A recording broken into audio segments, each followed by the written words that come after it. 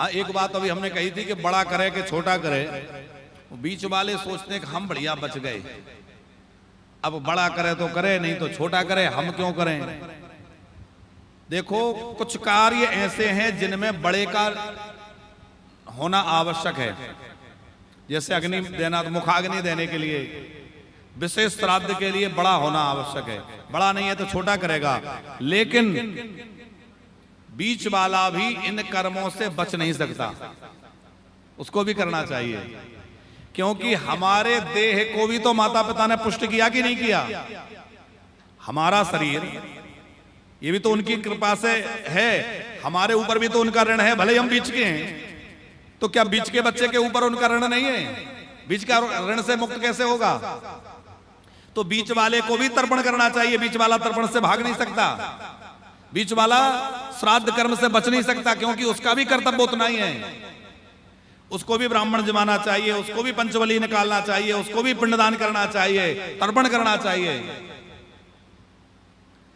मूल रूप से कर्तव्य बड़े का है वो करे, पर बाकी जितने भी संतान हैं, अच्छा ठीक है बीच वाले हो तो मत करो, लेकिन एक शर्त पर, माता पिता की संपत्ति का हिस्सा भी मत लो। क्यों जी समयलाल जी? माता पिता की संपत्ति का हिस्सा मत लो।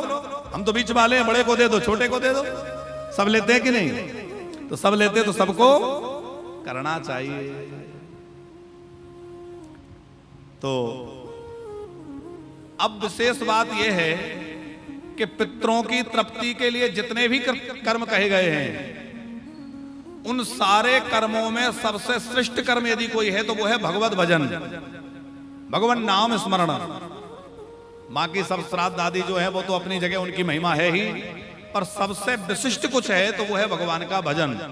इसलिए इन 16 दिनों में खूब भगवान नाम जपिए, खूब गुरु मंत्र का जप करिए, खूब भागवत की कथा सुनिए, और खूब मंत्र जप के, नाम जप के, और उस हाथ में जल लेकर के, और वह भगवान नाम का, भगवान नाम जप का फल जो है वो अपने पितरों को समर्पित कर दीजिए, तो पितरों की अक्षय तृप्ति हो जाएगी, और वो निश्चित ही अपने उस अधोगति से मुक्त होकर के भगवान के धाम को चले जाएंगे।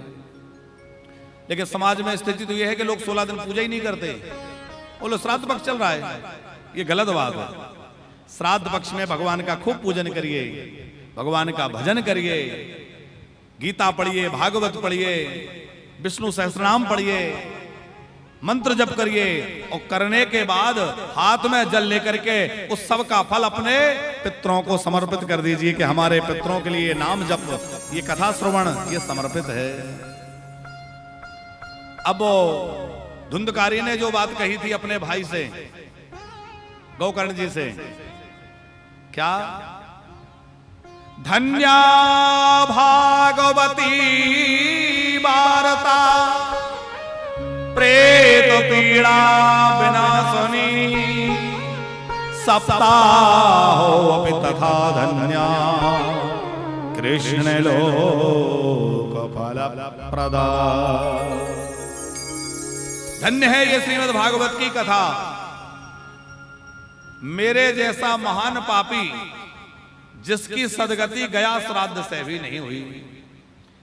कुछ समय पहले वही धुंधकारी गोकर्ण जी से कह रहा था, गया श्राद्ध सते नापी मुक्तिर मेना भविष्यति। 100 गया श्राद्ध से भी मेरी मुक्ति नहीं हो सकती, और 100 गया श्राद्ध से भी जिस धुंधकारी की मुक्ति नहीं हो सकती, वही 7 दिन के सप्ताह श्रवण के बाद विमान में बैठ करके दिव्य स्वरूप धारण करके क्या कह रहा है? धन्या भागवती वार्ता प्रेत पीड़ा विनाशिनी, सप्ताहो तथा धन्या कृष्ण लोक फल। धन्य है ये श्रीमद् भागवत की कथा जो सब प्रकार से प्रेत पीड़ा को छुड़ाने वाली है और भगवान के धाम की प्राप्ति, कृष्ण लोक की प्राप्ति कराने वाली है।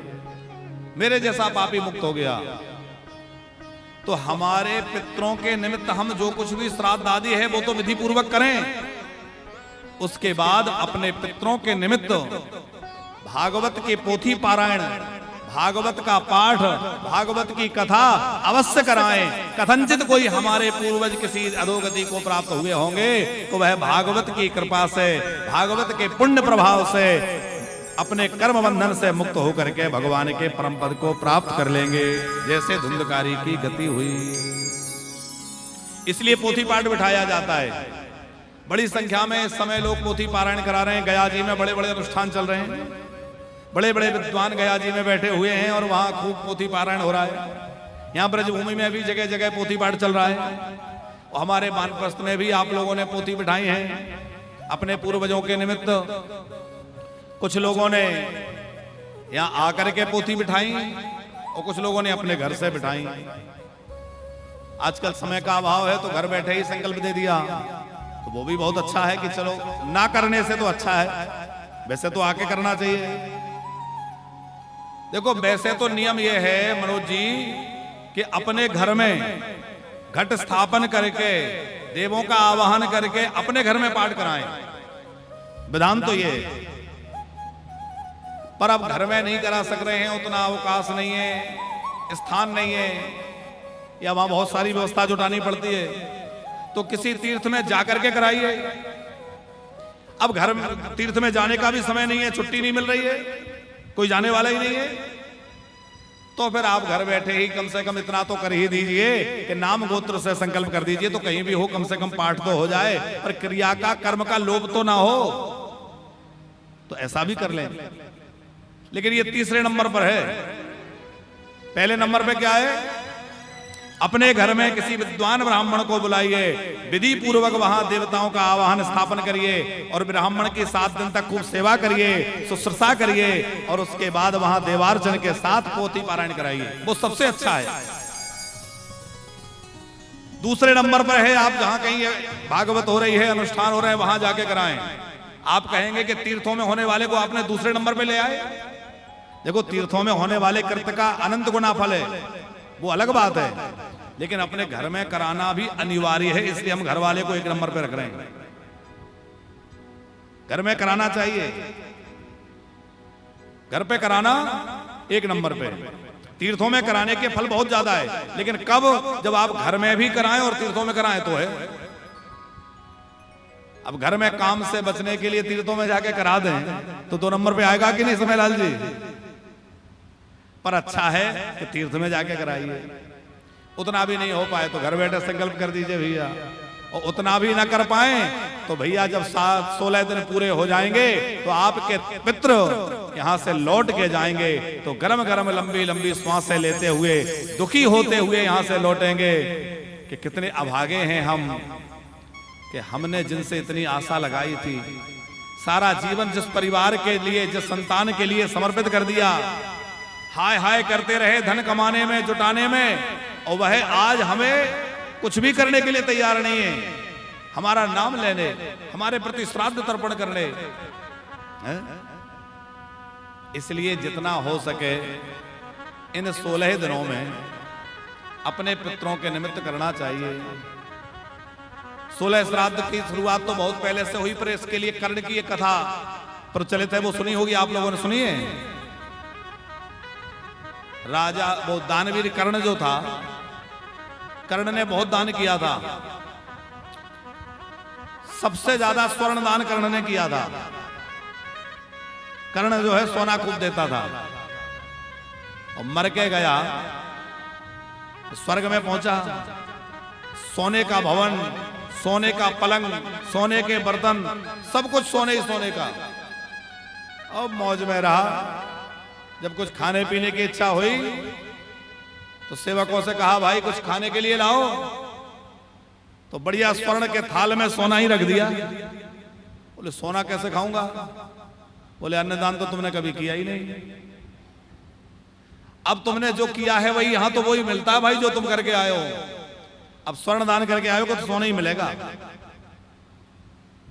अब तो कर्ण परेशान हो गया, मैंने जीवन में इतना दान किया लेकिन मुझे क्या पता था कि अन्नदान की इतनी महिमा है। अब मैं अन्नदान करूंगा पर मुझे अवसर कैसे मिले?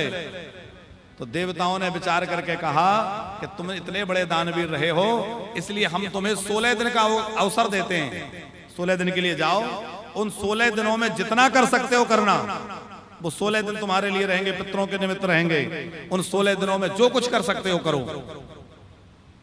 दौड़कर आया और उसने मुक्त हस्त होकर के खूब अन्नदान किया, खूब वस्त्रदान किया, खूब जलदान दिया, प्यासों को पानी, भूखों को भोजन, गरीबों को वस्त्र आदि आदि उसने बांटा। उसके बाद उसके भंडार भर गए और जब वो गया तो उसको खूब प्राप्त हुआ। ऐसी कथा प्रचलित है। यद्यपि 16 श्राद्ध तो बहुत पहले से चल रहा है, कर्ण तो महाभारत काल में हुआ है। तो हमारे पूर्वज इन 16 दिनों में वहां से यहाँ आते हैं, हम लोगों के द्वारा किए गए शुभ कर्म को देखते हैं और जो उनके निमित्त करते हैं उससे प्रसन्न होकर के यहाँ से विदा होते हैं। कदाचित ना करें तो दुखी होकर जाते हैं। आप सब लोग बड़भागी हैं जो बड़ी श्रद्धा लेकर अपने पूर्वजों के निमित्त यहाँ श्रीधाम वृंदावन में आए हैं और इस ब्रज वसुंधरा में, ब्रज भूमि में आकर के, यहाँ आकर के भागवत की कथा का श्रवण कर रहे हैं। अब आप ये मत कहना कि भागवत कहां सुना रहे हैं, आप तो पितृ कथा सुना रहे हैं। भागवत जी का मूल पारायण तो हमारे आचार्य वृंद कर रहे हैं और हम लोग भी क्रमशः भागवत सुनेंगे। और ये तो आज भूमिका का समय है, पितृपक्ष है, इसलिए थोड़ी पितृपक्ष की चर्चा है।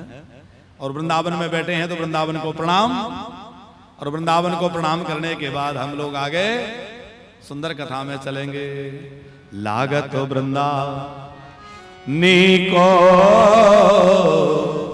लागत वृंदावन नीको,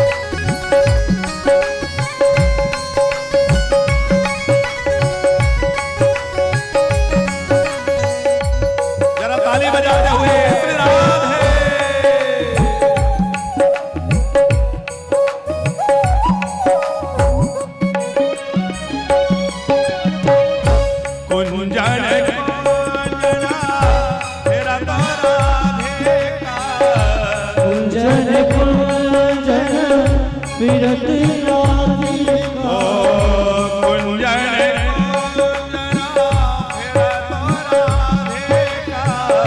कुंजन कुंजन फिरत राधिका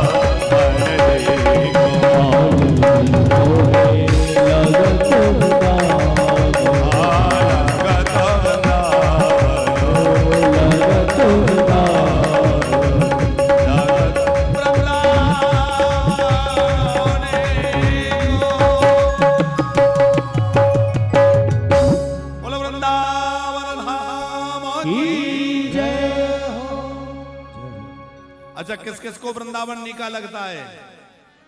सबको? तो भैया ब्रजवास का संकल्प कर लो कि हमें तो वृंदावन वासी बनना है। हमारे अग्रवाल साहब विराजमान है, श्री कृष्ण लाल अग्रवाल जी हरिद्वार से पधारे हैं, जो मूल रूप से मुंबई से रहने वाले हैं। माताजी श्रीमती सावित्री देवी अग्रवाल और श्रीमान कृष्ण लाल अग्रवाल जी, आप लोग कल पधारे हैं। यद्यपि आप थोड़े अस्वस्थ रहते हैं, फिर भी हिम्मत करके चले आए हैं। और हमारे यहाँ वानप्रस्थ धाम फेज 2 में जो राधा कृष्ण मंदिर निर्माण हो रहा है, उस राधा कृष्ण मंदिर में 10 लाख रुपए की राशि आप श्री के द्वारा दी जा रही है। एक बार जोरदार तालियां अग्रवाल साहब के लिए। आपने यहाँ एक कक्ष भी ले रखा है और मंच पर पधारेंगे दोनों दंपत्ति। तो कल आपका जन्मदिन है, कल तो आपका विशेष रूप से जन्मदिन यही वानप्रस्थ में मनेगा। और हमारे यहाँ तो जो लोग रहते हैं तो उनका चाहे विवाह का वो हो, क्या कहते हैं, मैरिज एनिवर्सरी हो, जन्मदिन हो, खूब हम लोग मनाते हैं। क्योंकि अब बुढ़ापे में बच्चे तो इधर उधर चले जाते हैं मनोज भैया, और बुजुर्ग बेचारे अकेले रह जाते हैं। अब उनके मन में उत्साह तो बहुत होता है कि अब हम भी एनिवर्सरी मनाएं, कि ये मनाएं, कि वो, पर बच्चे अपने अपने में बिजी होने कहाँ फुर्सत है। वो आजकल तो ये है, एक बच्चा अमेरिका रह रहा है, कोई कनाडा रह रहा है, कोई कहीं रह रहा है, बच्चे चले गए बाहर, माँ बाप पड़े हैं अकेले। अब वो बेचारे बुढ़ापे में जिस अवस्था में उनको अपने अपनों की सबसे ज्यादा आवश्यकता थी, सेवा की, साथ की, सहयोग की सबसे ज्यादा जिस उम्र में आवश्यकता थी, उसी उम्र में सब छोड़ छोड़ के चले जाते हैं। और आखिर में वो ठगा सा बुढ़ापे वाला व्यक्ति अपने आप को बड़ा ठगासा महसूस करता है कि देखो हमने दुनिया के लिए इतना किया, आज हम अकेले रह गए। और ये संसार की सच्चाई है, इससे कुछ कहा भी नहीं जा सकता। देखो सारे बच्चे नालायक नहीं हैं, बहुत सारे बच्चे सेवा करना चाहते हैं, पर उनकी मजबूरी है कि उनकी नौकरी ऐसी जगह है, उनका बिजनेस ऐसी जगह है। आज वैश्विक शिक्षा और रोजगार के कारण लोग जो है देश विदेश में जहां तहां चले जाते हैं बच्चे, माँ बाप बुढ़ापे में अकेले रह जाते हैं। अब बड़ा सा मकान है, पर उस मकान में उनको अकेला जीवन बड़ा दुस्तर लगता है, कठिन लगता है। और ज्यों ज्यों उम्र बढ़ती है तो ये चिंता भी बढ़ती है कि भैया बुढ़ापे में रोटी कौन देगा, कि देखभाल कौन करेगा, बीमार पड़ जाएंगे तो कौन अस्पताल ले जाएगा, कौन इलाज कराएगा। तो आपकी इन सब चिंताओं के ही चिंतन से ये निष्कर्ष निकला कि इन बुजुर्गों के लिए हम लोग एक ऐसा स्थान बनाएं जहां ये बुजुर्ग अपना वर्तमान भी संवार सकें और मरने के बाद परलोक भी संवर सके। क्योंकि यहां रहेंगे तो यहां उनको रहने का एक ऐसा सुगम वातावरण, जहां नित्य प्रति ध्यान हो, योग हो, यज्ञ हो, सत्संग हो, ताकि वह बुजुर्ग हमारे सात्विक सत्संग के वातावरण में रह सकें और उनको भक्ति का वातावरण मिल सके, प्रतिदिन कथा मिले, सत्संग मिले, कीर्तन मिले, नाम जप करने को मिले, एक अच्छा माहौल बुजुर्गों को। फिर हम उम्र के लोग रहेंगे तो आपस में एक दूसरे से बतियाते हुए, बातें चीतें करते हुए आनंद से बुढ़ापा कटेगा, तो अकेलापन मिट गया। फिर उत्सव मनते रहेंगे, कभी कोई उत्सव हो रहा है, कभी कोई उत्सव हो रहा है। कई लोगों के मन में इच्छा होती है एक तीर्थ यात्रा करें। अब जवानी में तो काम धंधे में उलझे रहे, बुढ़ापे में मन होता है पर कोई साथ जाने वाला नहीं, तो हम लोग समय समय पर तीर्थ यात्राएं भी कराते हैं, कभी बद्री नारायण जी की, कभी अयोध्या जी की। अभी हम लोग कुछ दिन बाद जगन्नाथ जी में कथा करने वाले हैं, तो जगन्नाथ जी में श्रीमद् भागवत की कथा का आयोजन की तैयारी चल रही है और कुछ दिनों बाद हम वो तारीख घोषित करेंगे। तो जगन्नाथ जी में कथा होगी, हमारे सब बुजुर्गों को लेके हम लोग जगन्नाथ जी जाएंगे, वहां का दर्शन भ्रमण होगा। तो ऐसे ही समय समय पर हमारे बुजुर्गों को तीर्थ यात्रा भी हो, यहाँ भी उत्सव महोत्सव चलते रहें और उनको एक अच्छा वातावरण मिले। फिर वो बीमार हो जाए तो उनके दवाई इलाज की सारी जिम्मेवारी हो, व्यवस्था हो, उन बुजुर्गों को भोजन की चिंता ना करनी पड़े। इसलिए वानप्रस्थ में भोजन, भजन, उपचार सारी सुविधा है। आप भी अपना एक कक्ष वानप्रस्थ में लेके यहाँ रह सकते हैं। और हॉल में आप जिन माताओं को देखते हैं ना, टीवी में कई बार दिखाई जाती, वो माताएं, वो बुजुर्ग हैं जो कमरा लेने में सक्षम नहीं है। मान लीजिए आपके पास धन की व्यवस्था नहीं है, तो आपको इस तरह के हॉल बनाए जा रहे हैं जैसा आप देखते हैं। इनमें रहने वालों से कोई शुल्क नहीं लिया जाता, उनमें रहने वालों का रहना, उनका भोजन और भी उनके उपचार और जो व्यवस्था है वो सब निःशुल्क होती है। आप लोग जो थोड़ा थोड़ा अंशदान देते हैं उससे इन माताओं की सेवा होती है, उन माताओं की व्यवस्था होती है। और जो वानप्रस्थ जीवन जीने के लिए अपना कमरा लेना चाहते हैं, सक्षम हैं, तो एक कमरा लेंगे। जो कमरे आप देख रहे हैं निर्माण चल रहा है, तो इसमें एक एक कमरे आपको दे दिए जाएंगे। वो कमरे में आप अपने दोनों पति पत्नी आराम से, जैसे हमारे घर के साहब हैं पीछे बैठे हैं, दोनों पति पत्नी रह रहे हैं, 10 नंबर कमरे में रहते हैं, तो आराम से ब्रजवास कर रहे हैं। ऐसे और भी हमारे बुजुर्ग धीरे धीरे सब आ रहे हैं, कमरे बनते जा रहे हैं, उनको देते जा रहे हैं। तो ये जो कमरे आप देखते हैं निर्माण कार्य चल रहा है, इसमें आप सब लोग रह सकेंगे। तो इसमें आनंद से रहिए और ब्रजवास करिए। देखो आपको स्थायी ब्रजवास करना है तब तो कमरा आपके लिए बहुत अच्छी व्यवस्था है ही, क्योंकि वानप्रस्थ आपको आजीवन कमरा देता है। वो कमरा आपका आजीवन आपके पास रहेगा जब तक आपका जीवन है, रहिए। पर आपको यदि स्थायी निवास नहीं भी वृंदावन में करना है तो भी आप एक कमरा ले लिए। तो जब भी वृंदावन आए 10 दिन, 5 दिन, 15 दिन, महीने में आइए, जितना मर्जी आइए, क्योंकि उसका कोई प्रतिबंध नहीं है कि साल में इतने दिन। कमरा आपका है, जब मर्जी आइए, जितने दिन मर्जी रहिए, भोजन प्रसाद सब मिलेगा, जाना है चले गए। क्योंकि अब धीरे धीरे वृंदावन में भीड़ इतनी होने लगी कि आपको त्योहारों में कमरा ढूंढना बड़ा मुश्किल होता है। फिर भोजन कहाँ करें, कहाँ गाड़ी पार्क करें, बड़ी चिंता होती है। अब आपने अपना एक कमरा ले लिया तो वहीं गाड़ी पार्क की व्यवस्था हो गई, गाड़ी पार्किंग है। आपका अपना कमरा है, सब सामान रखा है, जब मर्जी आ गए, ताला खोला, अपना रहने लग गए, 10-5 दिन 15 दिन रहे, भोजन की चिंता नहीं, वही बना मिल रहा है, चाय नाश्ता भोजन पानी सब है, तो वो भी मिल गया। और फिर आप जब जाना है तो चले गए, तो वो कमरे से आपको वृंदावन आना बड़ा सुगम सरल हो जाएगा। उस कमरे के बहाने मनोज भैया बच्चों को भी लगेगा कभी छुट्टी है तो बोले घूमने क्या जाए, चलो पिताजी हमारा कमरा वहां बना रखा है, हमारा कमरा वृंदावन में, चलो 4 दिन वहीं रहेंगे। वो कमरे के बहाने से कम बच्चे भी इधर उधर घूमने जाने से अच्छा वृंदावन आएंगे, धाम में से जुड़ेंगे, तीर्थों से, कथा से जुड़ेंगे, यहाँ आएंगे तो कथा सुनेंगे, तो सत्संग से बच्चे भी जुड़े, तो वो कमरा आपके लिए कई प्रकार से लाभदायी है। दूसरी बात यह है कि हमारे यहाँ संस्था की सदस्यता चलाई जाती है, आप सदस्यता भी ले सकते हैं, चाहे आजीवन सदस्यता, संरक्षक सदस्यता, जैसा कि कल हमारे जो उड़ीसा से आए हैं उन्होंने भगत जी ने लिया, आज आए नहीं क्या कथा में, हाँ वो कहीं आज शायद भ्रमण में चले गए, कल उन्होंने संरक्षक सदस्यता लिए 1,11,000 की, तो आप लोग भी सदस्यता ले सकते हैं। आप सदस्यता के रूप में जो राशि देते हैं वो तो सेवाओं में, इन माताओं के सबकी सेवा में लग जाती है, और आपको एक ID कार्ड मिलता है, यहाँ से प्रमाण पत्र मिलता है, और वो प्रमाण पत्र बना होगा, एक यहाँ ले आएंगे, तो प्रमाण पत्र यहाँ से दिया जाता है, और जब भी आप आए तो ID कार्ड से आपको ठहरने की, भोजन की सारी व्यवस्था आश्रम में रहती है। तो आप वानप्रस्थ में सदस्यता भी ले सकते हैं और यहाँ होने वाली सेवाओं से जुड़ सकते हैं, जो लगातार सेवाएं होती हैं। आप इन माताओं के लिए कमरा बनवा के दे सकते हैं, एक हॉल की व्यवस्था कर सकते हैं। तो क्योंकि आप ब्रजवासी बने, ये तो बहुत अच्छी बात है, आपके सहयोग से कोई और ब्रजवास कर ले। शिक्षा का दान बहुत बड़ा दान कहा जाता है। हमारे यहाँ ये भी व्यवस्था की जा रही है कि गरीब बालक जो जिनके माता पिता बहुत ज्यादा पढ़ाने में सक्षम नहीं है, उनको यहाँ रख करके विद्याध्ययन कराया जाए, उनकी शिक्षा की व्यवस्था हो।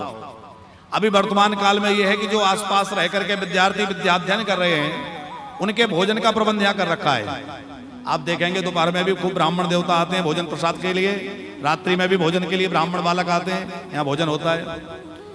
वानप्रस्थ अपना थोड़ा सा स्वरूप धारण कर ले, फिर यहाँ गुरुकुल की भी व्यवस्था हो रही है, और वेद वेदांग संस्कृत व्याकरण आदि के लिए सुंदर गुरुकुल की स्थापना होगी, जहाँ उन बच्चों को पढ़ने की व्यवस्था हो जो घर में पढ़ने की व्यवस्था नहीं कर पा रहे हैं, घर में उतना आर्थिक व्यवस्था नहीं है, तो वो व्यवस्था होगी।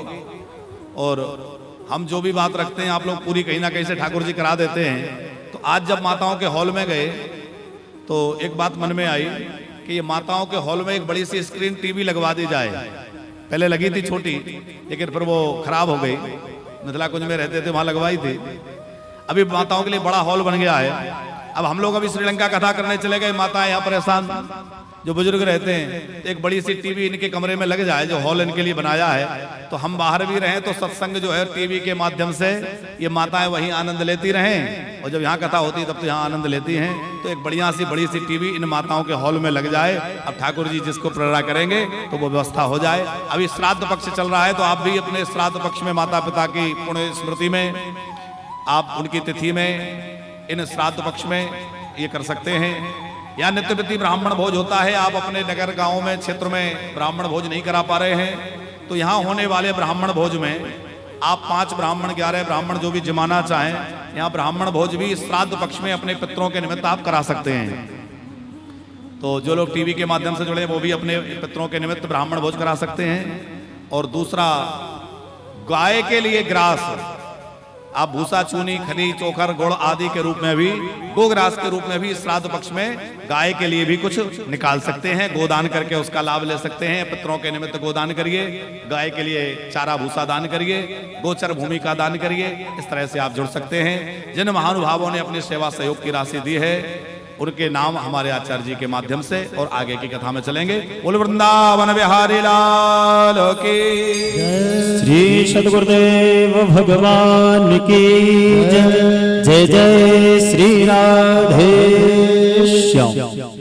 श्री राधा माधव सेवा संस्थान ट्रस्ट वानप्रस्थ धाम के पावन सत्संग भवन में बैठकर हम आप सभी लोग पूज्य महाराज श्री जी की रसस्मयी वाणी से मंगल में प्रथम दिवस की श्रीमद् भागवत सप्ताह ज्ञान यज्ञ की कथा को श्रवण कर रहे हैं।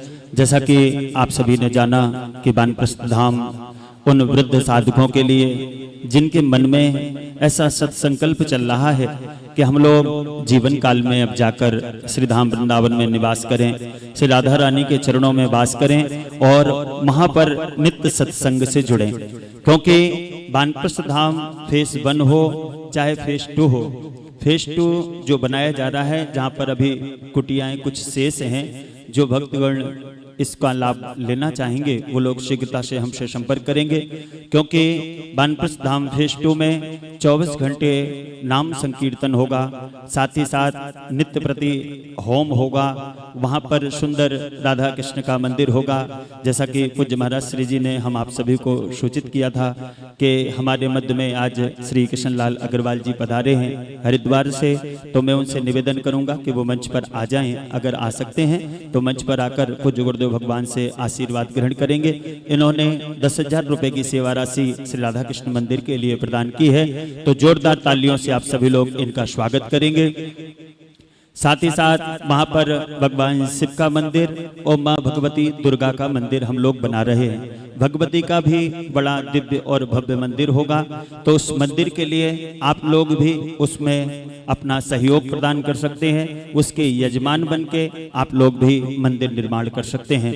श्री सुश्रिया सावित्री बेवरितिया जी हैं, जिनकी चर्चा पूज्य महाराज श्री जी ने करी, उड़ीसा से पधारी हैं। उन्होंने 1,11,000 रुपए की संरक्षक सदस्यता ग्रहण की है, तो जोरदार तालियों से आप सभी लोग इनका स्वागत करेंगे। साथ ही साथ श्रीमती सत्यवती जी हैं दिल्ली से, जिन्होंने 1100 रुपए संत सेवा के लिए प्रदान किए हैं। श्री राधे श्याम अग्रवाल जी दिल्ली से, जिन्होंने 500 रुपए की सेवा राशि संत सेवा के लिए प्रदान की। श्री श्रवण लाल कायत जी हैं वृंदावन से, जिन्होंने 11 ब्राह्मणों के लिए 1100 रुपए की भोजन राशि प्रदान की है।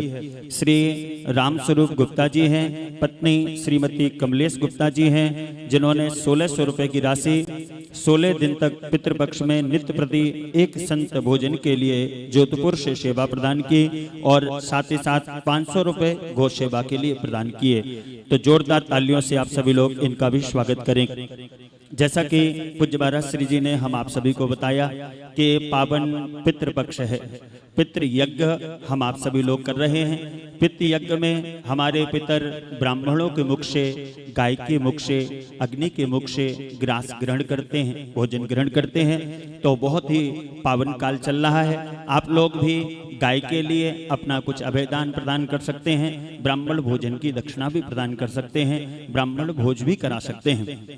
साथ में ही जो वानप्रस्थ में गौशाला बनी हुई है, आप लोग गौशाला के लिए भी, गैया मैया के लिए भी अपना चूनी, चोकर, भूसा इत्यादि का दान, हरे चारे का दान इस पावन पितृपक्ष में कर सकते हैं। साथ ही साथ श्रीमती रेणुका अग्रवाल जी हैं, सासो श्रीमती प्रमिला अग्रवाल जो नोएडा से हैं, उन्होंने भी 1100 रुपए 11 ब्राह्मण भोजन के लिए प्रदान किए हैं। इनको भी बहुत बहुत साधुवाद, इनका बहुत बहुत धन्यवाद। श्री कृष्णचंद्र शर्मा जी हैं, पूज्य महाराज श्री जी के लाडले शिष्य श्री कृष्णचंद्र शर्मा जी जो गाजियाबाद से हैं, उन्होंने भी 1650 रुपए की श्राद्ध पक्ष में प्रतिदिन एक ब्राह्मण भोजन हेतु राशि प्रदान की है। श्रीमती इंद्रमाया शर्मा जी हैं असम से, जिन्होंने 1100 रुपए की राशि ब्राह्मण भोजन के हेतु प्रदान की। श्री गंगा प्रसाद द्विवेदी जी हैं, जिन्होंने 2100 रुपए की राशि पितृपक्ष में पितरों के निमित्तक प्रदान की। श्रीमती सुमित्रा शर्मा जी हैं महेंद्रगढ़ से, जिन्होंने 500 रुपए की सेवा राशि 5 ब्राह्मण भोजन के लिए प्रदान की। आप लोग भी चाहें तो संपूर्ण दिन का भंडारा कराएं, ये तो बहुत अच्छी बात है। अगर आपकी सामर्थ्य नहीं है तो आप लोग भी, हमारे यहाँ की सबसे छोटी सेवा 101 रुपए की एक ब्राह्मण भोजन थाली है। आप लोग एक ब्राह्मण के लिए 5, 11, 21, 51 ब्राह्मणों के लिए भोजन राशि प्रदान कर सकते हैं, और पावन पितृपक्ष में पितरों के लिए उनकी प्रसन्नता के लिए विप्र भोज करा सकते हैं। साथ में ही वानप्रस्थ में जो गौशाला बन चुकी है, गौशाला में गैया मैया की सेवा चल रही है। आप लोग भी वानप्रस्थ की गौशाला के लिए अपना अभय प्रदान करें। साथ ही साथ आप लोग, जैसा कि पूज्य महाराज श्री जी ने हम आप सभी को बताया कि हम लोग अभी फेस 2 के साथ में ही एक जमीन, एक भूखंड हमें प्राप्त हो रहा है। उसमें आप लोग वो जो भूखंड होगा वो गौचारण के लिए होगा, गैया मैया के लिए वहाँ हरा चारा होगा। तो उसके लिए आप अपने 1 गज, 2 गज, 5 गज, 10 गज उसमें भूखंड में अपना सहयोग प्रदान कर सकते हैं। साथ में आप लोग कुटिया बुक करें, ये तो बहुत अच्छी बात है। आप वृंदावन निवास करें, ये उससे भी अच्छा है। पर आप लोग अगर वृंदावन आते रहते हैं, वृंदावन आपका आना जाना बना रहता है, बार बार आप लोगों को गेस्ट हाउस खोजने पड़ते हैं, तो उसके लिए श्री राधा माधव सेवा संस्थान ट्रस्ट ने सदस्यता चलाई है। 4 प्रकार की सदस्यता आपको प्राप्त होती है, जिसमें विशिष्ट सदस्यता, संरक्षक सदस्यता, सामान्य सदस्यता और आजीवन सदस्यता। आप लोग एक बार कोई भी सदस्यता ले लेते हैं, वानप्रस्थ के सदस्य हो जाते हैं। जब भी आप लोग वृंदावन आते हैं तो आपको रुकने की व्यवस्था और भोजन की व्यवस्था वानप्रस्थ धाम प्रदान करता है। आप लोग भी श्राद्ध पक्ष में अन्नपूर्णा क्षेत्र से जुड़ सकते हैं, संत सेवा से, गौ सेवा से और ब्राह्मण सेवा से। साथ ही साथ आप लोग भी इस पावन पितृपक्ष में अपने पितरों के निमित्त अभी भी समय है, आप लोग चाहें तो ऑनलाइन या ऑफलाइन अपने पितरों की प्रसन्नता के लिए भागवत पोथी पारायण करा सकते हैं। जिन भक्तगणों ने हमें अपना अवैध प्रदान किया है, दान प्रदान किया है, उनका बहुत बहुत धन्यवाद, उनको बहुत बहुत साधुवाद। हम लोग भी चाहें कि अगर दान करना चाहें तो जो लोग हमें टीवी चैनल पर सुन रहे हैं, चैनल के माध्यम से श्रवण कर रहे हैं, यूट्यूब, फेसबुक और इंस्टाग्राम के माध्यम से जो श्रवण कर रहे हैं, वो लोग QR कोड के माध्यम से पेटीएम, फोन पे, गूगल पे और अकाउंट डिटेल के माध्यम से आप हमें अपना अवय प्रदान कर सकते हैं, अपना दान प्रदान कर सकते हैं। साथ ही साथ कथा अभी शेष है। जो लोग बड़ी टीवी पर जुड़े हुए हैं, ईश्वर चैनल पर जुड़े हुए हैं, उनसे निवेदन है कि समय लगभग पूर्ण हो चुका है, तो आप लोग बड़ी टीवी को छोड़कर छोटे टीवी यानी कि यूट्यूब पर आकर पूज्य महाराज श्री जी का नाम डालेंगे, डॉक्टर चतुर नारायण पारासर, वहां पर हमारा चैनल खुलेगा। चैनल को सब्सक्राइब करें, बेल आइकन को दबाएं। जो भी वानप्रस्थ धाम में कथाएं होती हैं, जो भी कार्यक्रम रखे जाते हैं, सब हमारे चैनल पर प्रसारित होते हैं। क्योंकि टीवी चैनलों की अपनी अपनी व्यवस्था है, इसलिए आपसे निवेदन है कि आप लोग हमारे चैनल को अवश्य ही सब्सक्राइब करें।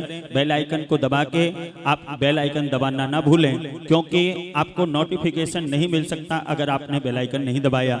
तो आप लोग बेल आइकन को अवश्य ही दबाएं, उससे नोटिफिकेशन प्राप्त होगा और आप हमें वानप्रस्थ धाम से सुन सकते हैं। आइए हम आप सभी लोग पुनः आज के कथा क्रम से जुड़ें, मन को पुनः एकाग्र करें, दोनों हाथों को जोड़ें, पूज्य गुरुदेव भगवान के चरणों में निवेदन करते हुए वंदन करें कि प्रभु की परम पावनी कथाओं को हमें श्रवण कराकर हमारे जीवन को धन धन्य करें। पूज्य सदगुरुदेव भगवान श्री वृंदावन बिहारी लाल की जय। बोले राधा रमण लाल की जय। मैं देखूं जिसे और सखी,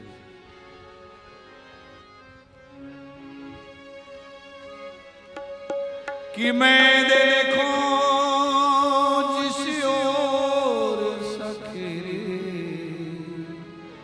सामने मेरे सावरिया, सामने मेरे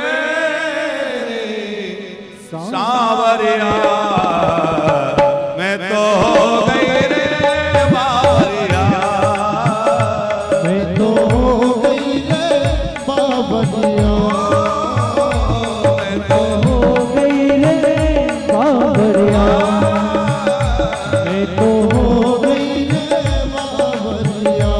ओ मैं देखूं जिस ओर सखी, मैं देखूं जिस ओर सखी, हाँ मैं देखूं जिस ओर सखी, मैं देखूं जिस ओर सखी, सामने मेरे सावरिया, सामने मेरे सावरिया, मैं तो हो गई रे बावरिया, मैं तो हो गई रे बावरिया।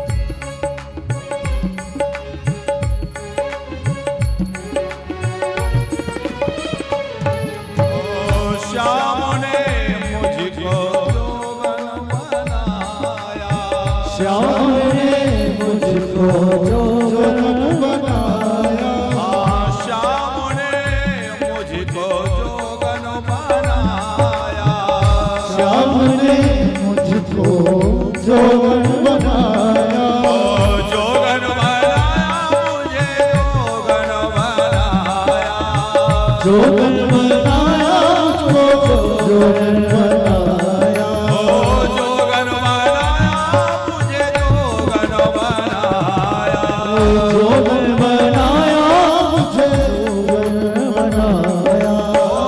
प्रेम के रसों में डूब गया दिल, प्रेम के रस में डूब गया दिल, जैसे जलवे कागरिया, जैसे जल में कागरिया। मैं तो हो गई रे बावरिया, मैं तो हो गई रे बावरिया, मैं तो हो गई रे बावरिया।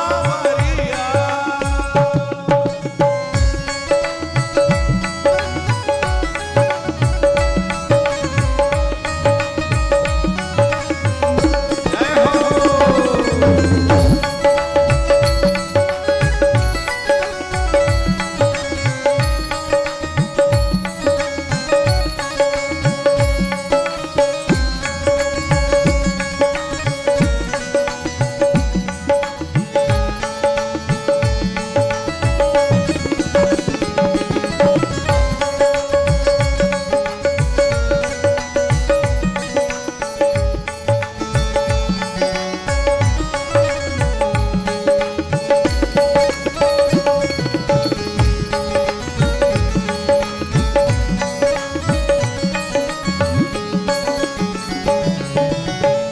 दुनिया कहती मुझको दीवाने, दुनिया कहती मुझको दीवानी, ओ दुनिया कहती मुझको दीवाने, दुनिया कहती मुझको दीवानी, ओ कोई ना समझे प्रेम की वाणी, कोई ना समझे प्रेम की वाणी। ओ कृष्णा कृष्णा रटते रटते, कृष्णा कृष्णा रटते रटते, कृष्णा कृष्णा रटते रटते, कृष्णा कृष्णा रटते रटते, मीरा हो गई बावरिया,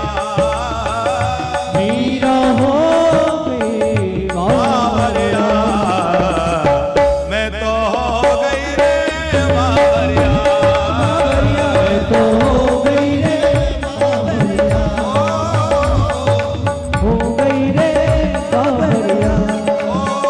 प्रेम के रसों में डूब गया दिल, प्रेम के रस में डूब गया दिल, ओ जैसे जल में कांवरिया, जैसे जल में कांवरिया। ओ मैं तो हो गई रे बावरिया, मैं तो हो गई रे बावरिया, हो गई रे बावरिया, हो गई रे, मैं तो हो गई रे बावरिया।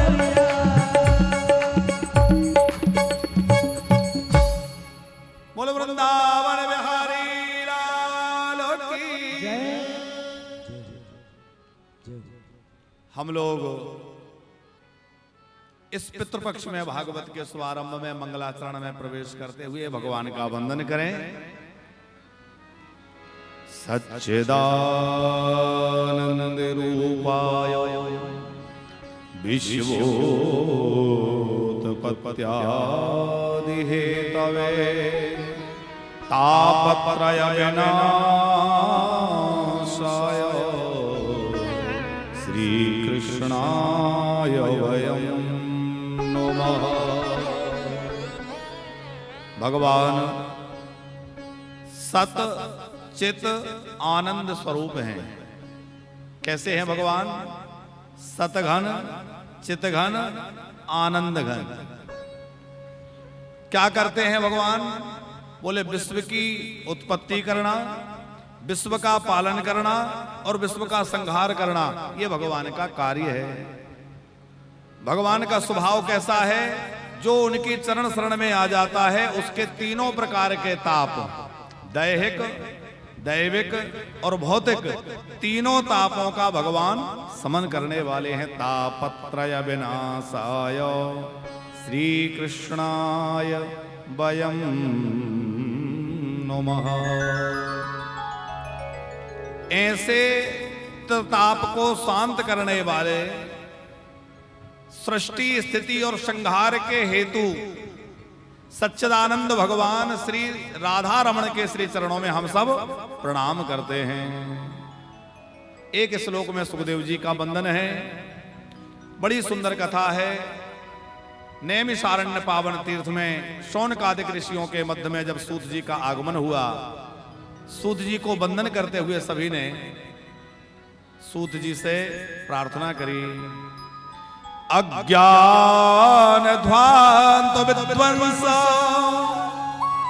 कोटि सूर्य समा प्रभा सूताख्या ही कथा सारम मम कर्ण रसायनम।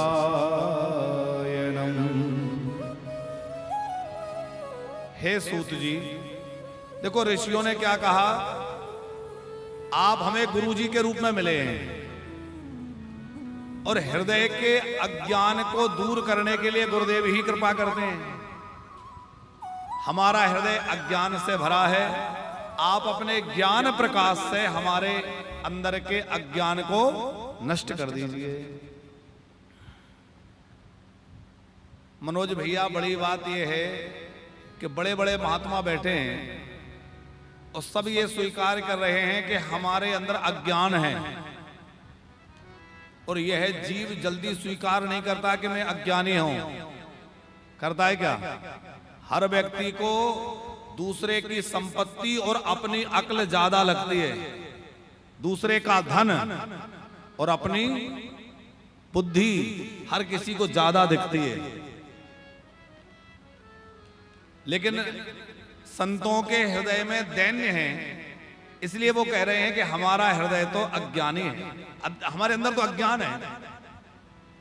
और जब तक व्यक्ति अंदर से ये स्वीकार ना करे कि मैं तो कुछ भी नहीं जानता, तब तक उसको कुछ प्राप्त कर भी नहीं सकता, क्योंकि कुछ भरने के लिए खाली होना पड़ेगा।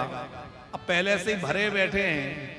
अरे हमने तो बहुत कथाएं सुनी है और बड़े बड़े महाराजों की सुनी है, ये क्या कथा कहेंगे, वो सती माता जैसा हाल होगा।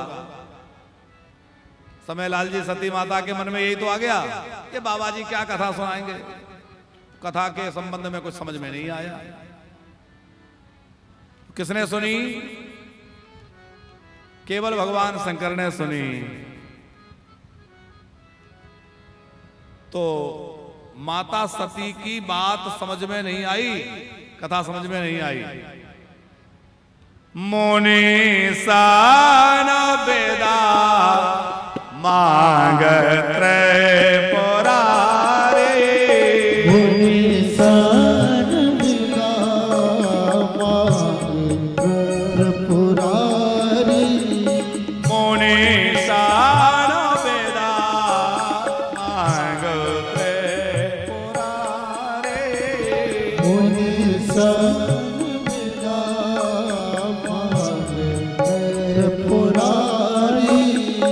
चले भवन संग दक्ष कुमारे, चले भवन संग दक्ष कुमारी, चले भवन संग दक्ष कुमारे, चले भवन संग दक्ष कुमारी, संग दक्ष कुमारी, संग दक्ष कुमारी। भोले बाबा ने बड़ी मन मान बड़े प्रसन्न होकर कथा सुनी। क्या भोले बाबा कथा जानते नहीं है? सुनी महेश परम सुखमानी, लेकिन सती माता ने तो पहली बात यह है कि कथा में जब भी बैठे खाली होकर बैठे। ऋषियों ने कहा है सूत जी, हमारे अंदर तो अज्ञान है, आप अपने ज्ञान से हमारे अज्ञान को नष्ट कर दीजिए। क्या सुनना चाहते हैं? भक्ति ज्ञान विरागाप्तो विवेको वर्धतो महान महामोह निरासश्च वैष्णवै क्रियते कथम। ऐसा कौन सा साधन है जिससे हमारे जीवन में भक्ति आ जाए? अच्छा, और चीजें आप अपने परिश्रम से प्राप्त कर सकते हैं, पर भक्ति जो है वो किसी परिश्रम से प्राप्त नहीं हो सकती। भक्ति तो भगवान की कृपा और सदगुरु की कृपा से मिलती है, संतों के संग से मिलती है, भगवान की कथा सुनने से मिलती है। भक्ति और किसी प्रयास से नहीं मिल सकती। संसार में आसक्ति तो हमें बड़ी जल्दी हो जाती है, लेकिन भगवान की भक्ति ये भाग्य से और सत्संग से प्राप्त होती है। आप हमें ऐसी कथा सुनाइए जिससे हमें भगवान में प्रेम हो जाए, हमारे अंदर ज्ञान हो जाए, हमें वैराग्य हो जाए। कि श्रेयसाम यद भवे श्रेया पावनानाम च पावनम कृष्ण प्राप्ति कराम सस्वत साधनम तद्वदाधुना। श्रेयसाम यद भवे श्रेया पावनानाम च पावनम कृष्ण प्राप्ति करम सस्वत साधनम तद्वदाधुना। आप हमें ऐसी कथा सुनाइए जिससे श्री कृष्ण में सस्वत प्रेम हो जाए। सस्वत प्रेम माने लगातार भगवान से प्रेम बना रहे। अच्छा, किसी कामना विशेष से भगवान से प्रेम होता है तो वो कामना पूरी होते ही प्रेम समाप्त हो जाता है। मनोज भैया, हमें भगवान से कोई कामना है और वो पूरी ना हो तो भी हमारी श्रद्धा टूट जाएगी। बोले अरे इतने दिनों से पूजा कर रहे हैं, इतने दिनों से मांग रहे हैं, कुछ तो मिला नहीं मिलेगा तो भी भाव बिगड़ जाएगा, और मिल गया तो अभी भाव पूरा हो गया, अब जो मिलना था वो मिल ही गया, अब इनसे क्या करना है। कामना से जो भक्ति होगी वो निरंतर नहीं हो सकती। निरंतर प्रेम तो निष्काम प्रेम होता है। जहां कामना है वहां प्रेम नहीं है, और जहां प्रेम है वहां परिणाम की चिंता नहीं, वहां कामना नहीं होती है, वो तो बस होता है। ऐसा प्रेम हमें श्री कृष्ण से हो जाए। चिंतामणि लोक सुख दे सकती है, स्वर्ग की संपदा दे सकती है, पर भगवान को नहीं मिला सकती। कल्प वृक्ष स्वर्ग आदि की संपत्ति दे सकता है, भगवान नहीं मिला सकता। लेकिन सदगुरुदेव संत कृपा करें तो क्या कर सकते हैं? बोले संत और सदगुरु कृपा करें तो भगवान से मिला सकते हैं, वैकुंठ प्राप्त करा सकते हैं। चिंतामणि रे लोक सुखम स्वरद्रोह स्वर्ग संपदम प्रयच्छति गुरु प्रीतो वैकुंठम योगी दुर्लभम। ये हारमोनियम की आवाज थोड़ी सी बढ़ा देना, हारमोनियम की।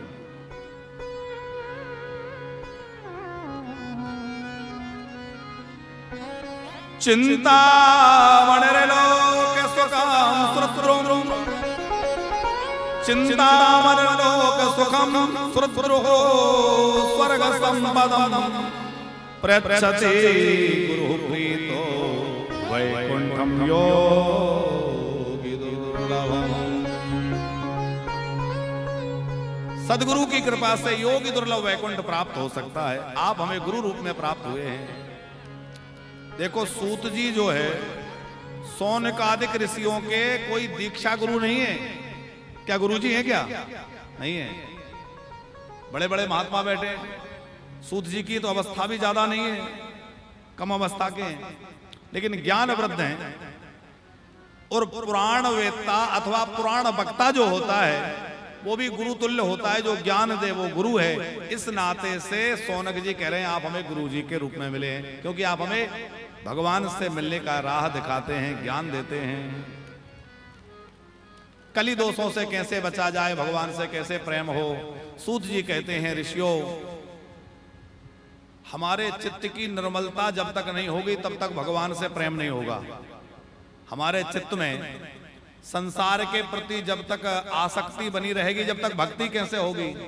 और दो चीजें हैं, एक आसक्ति एक भक्ति। एक कोई रहेगा, जब मैं था तब हरि नहीं अब हरि है मैं ना है, और प्रेम गली अति सांकरी जा में दो ना समा है। दो एक साथ नहीं रह सकते। तो पहले आसक्ति हटे तब भक्ति आए। तो आसक्ति कैसे हटेगी? बोले भगवान की कथा से। कथा ही तो हमें बतलाएगी कि ये सब झूठा है, कोई किसी का नहीं है। ये बात कथाओं से ही समझ में आएगी। काल प्याल मुख ग्रासो त्रास निर्णास है तवे श्रीमद्भागवतम शास्त्र कलौ कीरेण वाशितम्।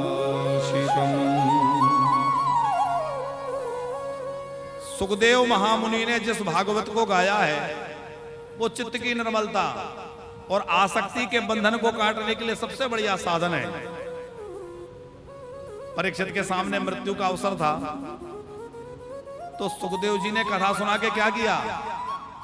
परीक्षित की जो वृत्ति संसार में लगी हुई थी उसको काटने के लिए और परीक्षित के चित्त में गोविंद को बिठाने के लिए कथा सुनाई। कथा सुनाने का हेतु था कि संसार में परिवार में इनकी जो आसक्ति है वह हट जाए और इनकी अंदर आसक्ति की जगह भक्ति आ जाए और भगवान से जुड़ जाएं। 7 दिन की कथा से परीक्षित मुक्त हो गए। एतस्माद् परम किंचन मनः शुद्धये न विद्यते जन्मांतरे भवेत पुण्यम तदा भागवतम लभेत। अनेक जन्मों के पुण्य लब्ध से भागवत की कथा सुनने को मिलती है। जो लोग यहाँ बैठे ये बड़भागी हैं जो भगवान ने कृपा कर रखी है। जो लोग सोशल मीडिया के माध्यम से सुन रहे हैं वो भी सब बड़भागी हैं, किसी ना किसी माध्यम से कथा से तो जुड़े हैं। कितने लोग तो रील स्क्रॉल करने में ही पूरा समय बर्बाद कर देते हैं। आजकल तो ऐसी बीमारी चली है, रात में 12 बज जाए जब भी लगता है बस 10 मिनट और है, और 10 मिनट और के चक्कर में कितने बज जाए मनोज भैया पता नहीं चलता। और सवेरे जब सोते हैं कहे कि उठ जाओ, बोले बस 10 मिनट और फिर 10 मिनट के चक्कर में पूरी जिंदगी बर्बाद है। एतस्माद् परम किंचन मनः शुद्धये न विद्यते।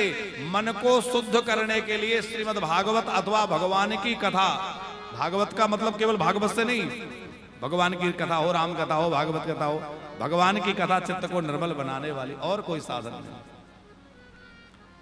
यदि हमें अपने अंतःकरण के मल को दूर करना है तो भगवान की कथाओं से जुड़ना होगा। तुम भागवत की सप्ताह श्रवण को सुनो।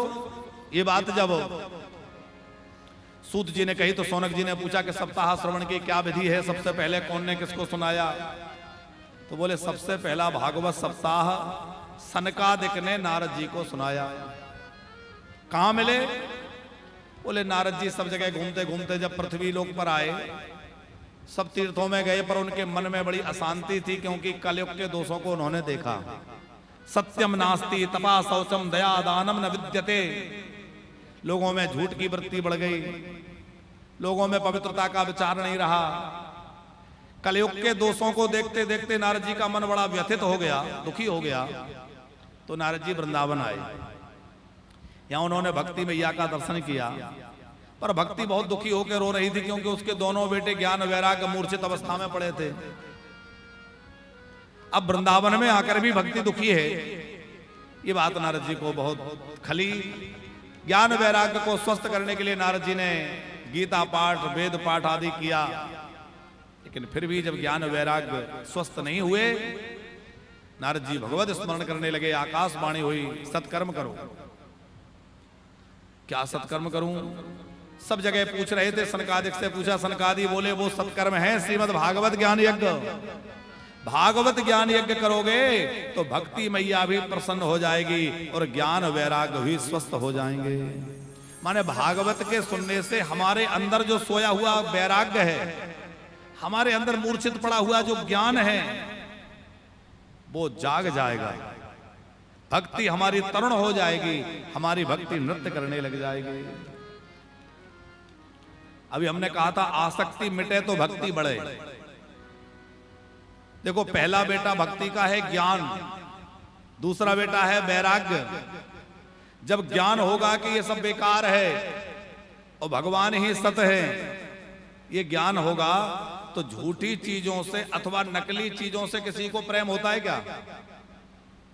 नकली फल से कोई प्रेम नहीं रखता। आपको चाहे जितनी भूख लगी हो और टेबल पे फल सजे हैं, पर आप जानते हैं कि ये नकली हैं, तो क्या आपकी इच्छा होगी इन्हें खा लूं? पता है नकली है, कोई आसक्ति नहीं। आपके जेब में नोट रखा है, पता चल जाए ये नकली है, कोई आसक्ति नहीं रहेगी। पर कब आसक्ति मिटेगी? जब ये पता चला कि ये नकली है। जब तक असली मान रहे थे तब तो बड़े दबा के रखे थे, पता चल गया नकली है। तो पहले तो ये ज्ञान हो कि ये नकली है, संसार झूठा है, ये ज्ञान। उसके बाद ज्ञान होते ही कि ये नकली है, इससे हो जाएगा वैराग्य। और ज्ञान वैराग्य दोनों जब जाग जाएंगे तो भक्ति प्रसन्न हो जाएगी, क्योंकि भक्ति इन दोनों के साथ ही रहती है प्रसन्न। सनकादिक ने गंगा जी के तट पर हरिद्वार में बड़ी सुंदर भागवत की कथा का आयोजन किया। सनकादिक वक्ता बने, नारद जी श्रोता बने और बहुत प्यारी कथा सुनाई। अब कथा का महात्म वर्णन हो रहा था और कथा के महात्म वर्णन के समय ही वहां भक्ति मैया अपने पुत्र ज्ञान वैराग्य के साथ बड़ी प्रसन्न होकर नाचती हुई, रोमांचित होती हुई प्रकट हो गई कि भक्ति सुतो तो तारुणो गृहीत्वा प्रेमय रूपा सहसा श्री कृष्ण गोविंद हरे मुरारे नाथे नाम निमो